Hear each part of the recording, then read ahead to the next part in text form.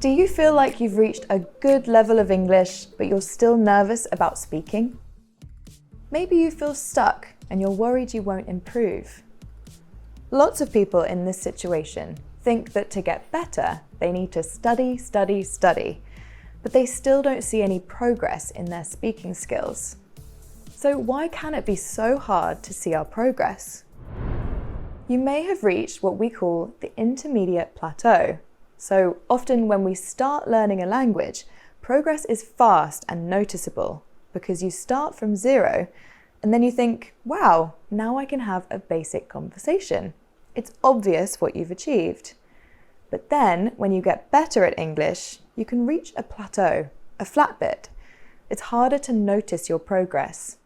It's also very common to have a great level in terms of your vocabulary and what you can understand, but when it comes to speaking, you freeze. So if you feel this way, your anxiety might be holding you back. They might have reached what they would consider to be like a wall in terms of, I couldn't go for a job with that level of responsibility because my English just isn't up to it. Or, my manager tells me I'm doing fine, but I feel so insecure every time I'm contributing in meetings. I feel like I'm not doing my best. So how can we break through the wall and feel like we're really making progress?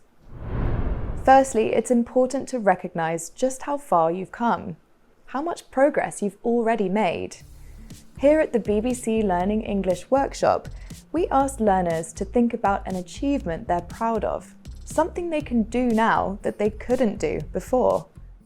Something that I remember that last year when I just have arrived in London, I couldn't read an entire news, for example, or I couldn't even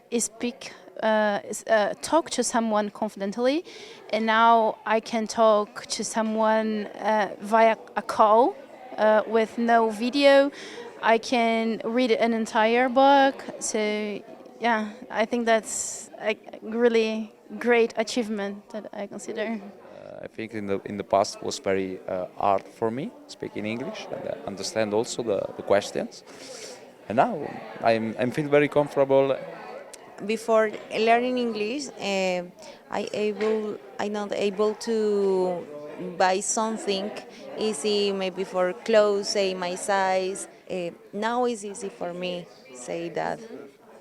Now I am able to see an entire movie without subtitles and understand all the movie, and that is an achievement for me.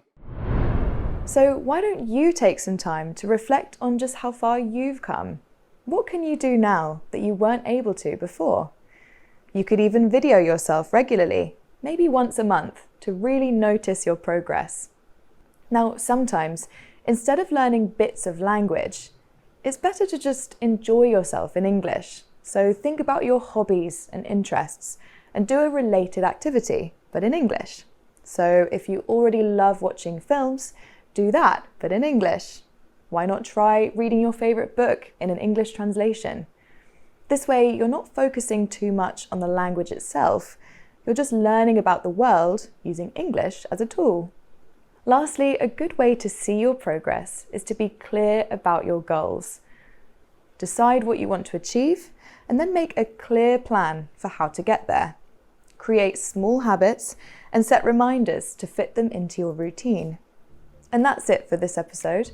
But if you found it useful, make sure you check out the podcast episode, where you'll hear more from experts about this topic. Goodbye for now.